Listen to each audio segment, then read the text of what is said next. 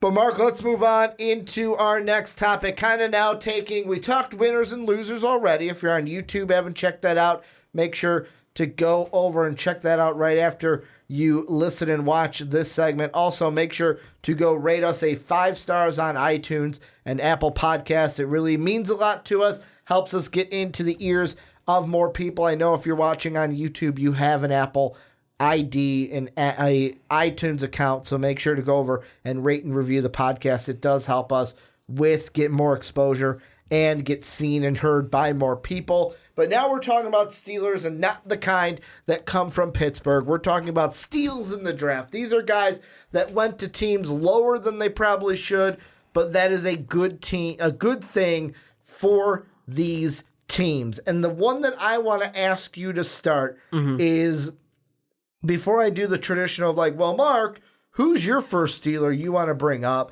I am going to bring up one that I feel is a steal, although I know he's a player that you are down on, and I want to get your thoughts on this. DK Metcalf going at the very end of the second round to the Seahawks. I look at this and I go, that is an absolute steal, because to me, no matter how you feel about his combine, whether he was too hyped, whether he can't run a route, and he's not that great of a wide receiver, I feel like the end of the second round was way too low for the physical abilities and the intangible, just the athleticism that DK Metcalf Athleticism is great, but you have to get separation from a cornerback or a safety. You have to, and he can't do it. He can't do that. He can't run routes. He is going to be like a 3-year project at best. And you know what the Seattle Seahawks need? Somebody to spark their offense. And they've got a great quarterback.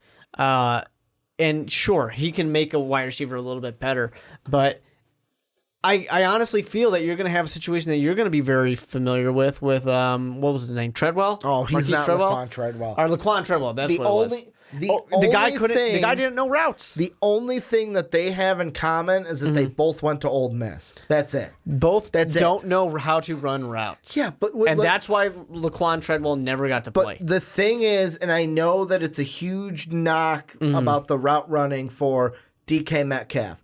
The reason in my mind he never had to basically focus on route running is because it's kind of like But it's not even that he didn't get to focus on it. It's the fact that he's incredibly slow and has no acceleration.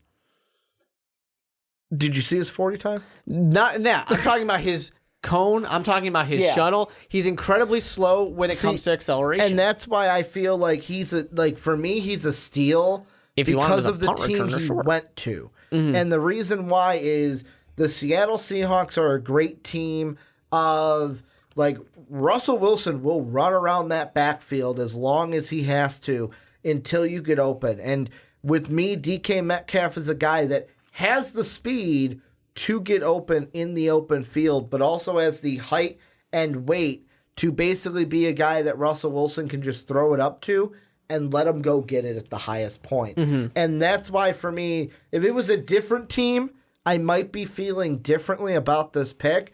But I look at the Seahawks, they've desperately needed a wide receiver. Is he going to be the number one guy? No, they've got Doug Baldwin, so they don't need a number one wide receiver. But for me, they need someone who's going to be a threat in that wide receiver core. And I feel like DK Metcalf could use his athleticism to be a positive for the Seahawks and fit with what they are trying to do. Probably being, because they also got Josh Brown in free agency. They also do have Tyler Lockett, but I feel like he's going to be the guy that is out there you're going to be the tall guy that we're throwing it up. You're going to use your speed to get open in the open field. We're going to throw it up there, and you're going to go get it at the highest point. To me, he's a red zone threat, and that's about it. So if you get to the red zone, you're good. Which, they're a team that gets to the red zone quite a bit. My thing that I say about that, though, is I don't consider him a steal because I feel like this was the appropriate place for him to go. So you would have said he was on the verge of being a third rounder? Can't run routes. Would you like your wide receiver to know how to run routes? I feel like I could teach him to run routes. I don't think it's an unteachable thing. It's not an unteachable thing. It's just that it's kind of a complicated thing when you have a guy who's going to get thrown in, thrown into the wolves right away. I get that it's one of those things that you want your wide receiver to do. It'd be nice if they were able to do their job. Yeah. But I feel like there were a couple teams, like, let's see, like the Patriots, I will give it to them where they are in the kind of position where taking a N'Keal Harry was probably the better option. But you're telling me teams like probably the only, let's see, if I'm the Chiefs, I would have thought about taking them.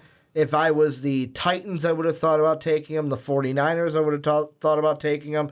I mean, with the Eagles, the Arcega-Whiteside was maybe because they already have Alshon Jeffrey. They didn't want two guys that are basically go up and get here's the problem I have with what you're saying. You're asking me if I think that the Titans, if the Chiefs would have liked him. They didn't draft him, though. They had the option, and they didn't draft him. And that's what I'm saying. If I was in their room, I would be like, I would have had him a lot higher than he went. Probably the only wide receiver after the first round that I was like, yes, it is a perfect fit for where you went was Paris Campbell to the Colts. Love Paris Campbell to the Colts. And that's something that I even mocked in the first round in some of our mock drafts. So like for me, I feel like DK Metcalf is going to be one of those guys that we look back on his production in the league in a couple years. We look back and go, fuck, man, how did he go so low out of all these wide receivers? I really doubt that, but we'll see. Who's a steal for you in your Greedy mind? Williams. He was number 46 overall to the Cleveland Browns, a team that already has a good defense. Top 10 they cornerback. Put together a really good team, and now they got probably the best cornerback in the draft. I don't care what we're saying about his attitude issues or maybe, he can't tackle. He is a great corner, and he is going to be a great addition to this team that already has a really great defense. And his attitude, first off, his attitude like fits. Kind of that just like what he brings to the table already. Now mix that with the chip on his shoulder now of basically 1, 2, 3, 4, 5, 6 teams that drafted cornerbacks all messed up and didn't take him. Now put that chip on his shoulder. You know who else plays with a chip on his shoulder? The quarterback of that team, Baker Mayfield. Plays with a few chips on that shoulder. This is a Cleveland team that I feel the mindset of this team fits Greedy Williams 110%. Couldn't be a better fit for him. And I can't wait not only to see what this Cleveland team does this year, I can't wait to see what Greedy Williams does this year.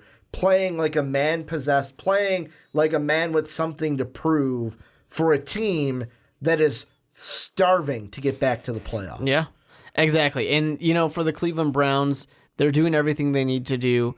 And they're putting together a team that's going to be amazing or will fall apart spectacularly. And that'll fall apart spectacularly. And we got to see what happens with Freddie Kitchens, obviously, and how he can manage a lot of these players. But yeah, I really, really love it. I think that Greedy Williams was an amazing steal for a team that they're looking like they might be they're probably the clear favorite in the AFC North, but they're looking like they're competing for a favorite spot in the AFC. I mean, let's see. That AFC North to me, yeah, Big Ben is still there, but the Steelers might take a step back. They already did. The Bengals, we'll see what they look like with their new coach, Zach Taylor. I know they look good for the first 6 games until that defense got decimated with injuries. And then also you've got the Ravens. To me, this could be a division that turns into a 2-dog race. It's basically the Ravens and the Browns. I really don't think the Ravens are going to be as good as we kind of got to see out of them last year. But I really think the Browns are going to probably just run away with this division. But they could be the 1 or 2 team in this division. Maybe not as amazing as they were last year. I need to see something out of Lamar Jackson's passing ability before I'm willing to say that. But we'll see. The other one I'm going to bring up is I mentioned him in my winner segment, but I got to bring him up again. Actually, I'm going to double package this with 2 offensive tackles. Juwan Taylor and Dalton Reisner. I mentioned both of these guys in the winner segment, and I feel like maybe it's because I was higher on these guys and thought they were first-round guys. The Jaguars get Juwan Taylor in the third. And this is a guy that they interviewed, and I felt like early, like around the combine, when the first thoughts of like, you know, if they met with Juwan Taylor, they really like him. I thought that he was a lock to be their pick at number 7.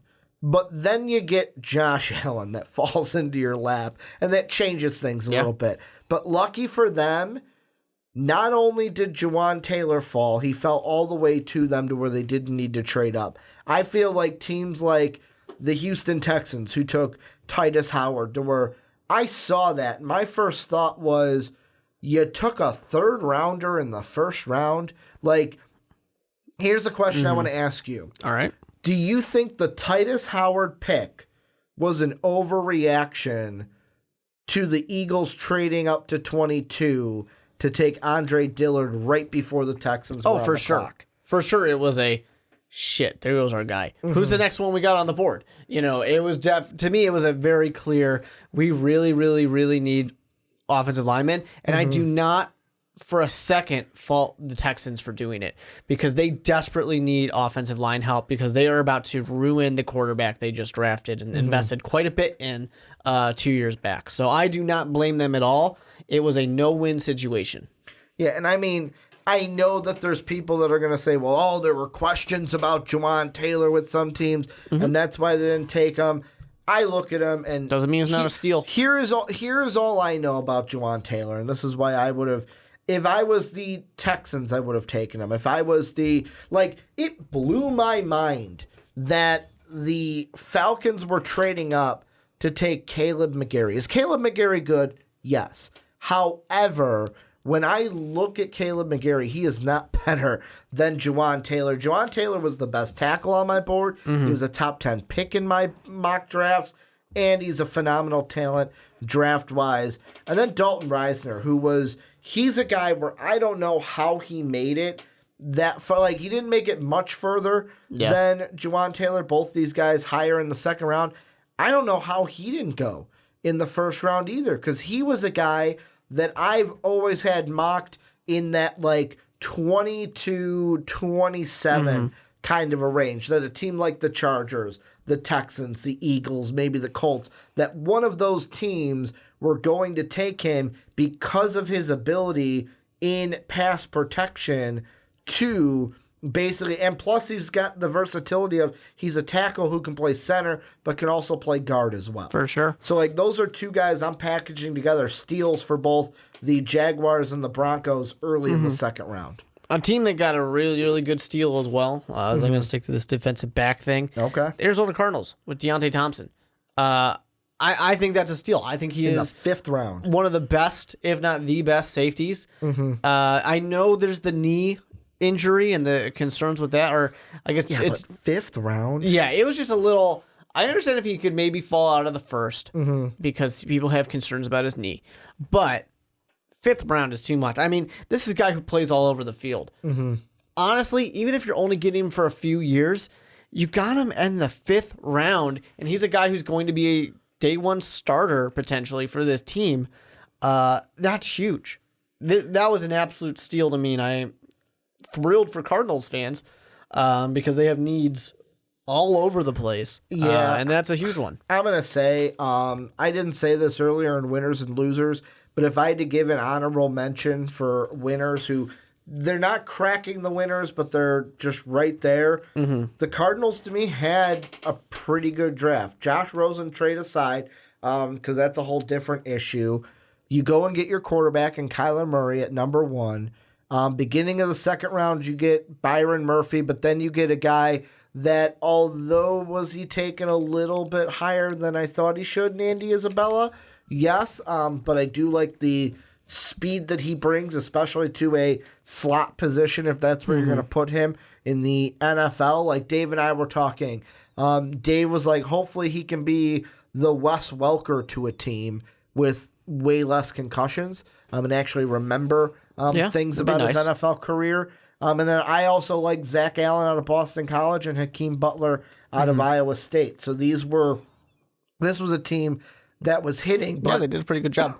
to take your safety thing, if I could talk for a second, I'm going to raise you with your safety because you mentioned one in Deonta Thompson. The other one that I really liked that was a steal was Chauncey Gardner-Johnson to the Saints in the 4th round because I felt he was a guy where was he going to be taken high? No. But to me, he was one of my top 3 safeties in this draft pool because I'll be honest, I wasn't high on many of these safeties. Like Jonathan Abram, yes, I put him in my 1st round for some mocks, but that's only because I feel like that's the guy that teams were going to look at. Yeah.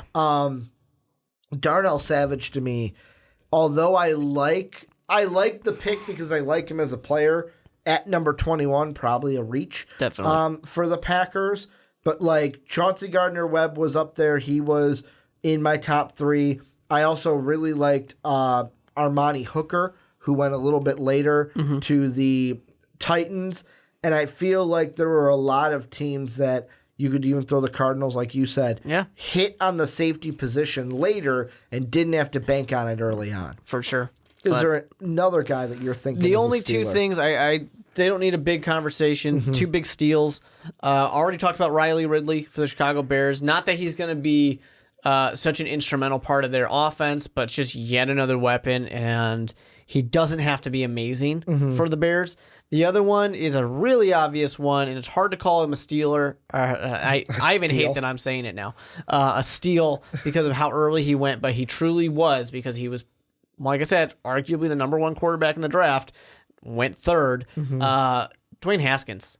Yeah. I mean, even Montez Sweat. Yeah, I mean, those are steals to me, too. Even though they are still taken very high, those are both great players. Yeah, I know. Like, to me, the thing I was shocked most about the Redskins was early on in draft week when Brandon and I talked about it last Tuesday. There were rumors. Doug Williams said in the press conference, hey, we're not trading up for a quarterback. We will wait and take a guy at 15.